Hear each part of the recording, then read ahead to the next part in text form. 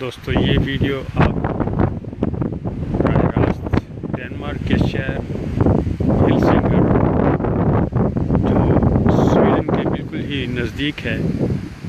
Sweden और Denmark में हेलसिंगर और हेलसिंगबर्ग ये दोनों शहर हैं। एक हेलसिंगबर्ग स्वीडन में है, दूसरा हेलसिंगर डेनमार्क में है। इन दोनों में सिर्फ़ एक मुख्तसर सा समंदर हायल है।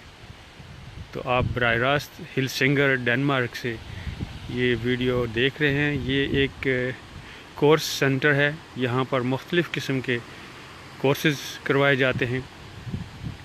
आज मैं भी यहाँ आया हूँ, पहला दिन है, पूरे एक हफ़्ते का कोर्स है।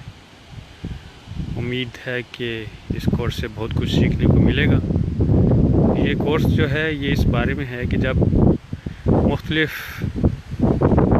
काम की जगहों पर वर्कर्स में यानी काम करने वालों के दरमियान या वर्कर्स काम करने वाले और लीडरशिप के दरमियान कोई तनाज़ा खड़ा हो जाए, कोई कॉन्फ्लिक्ट बन जाए, तो इस किस्म के जो कॉन्फ्लिक्ट यानी तनाज़ात होते हैं उनको कैसे डील करना होता है, कैसे हैंडल करना होता है और किस तरह से मिलकर उनका हल निकाला जा सकता है।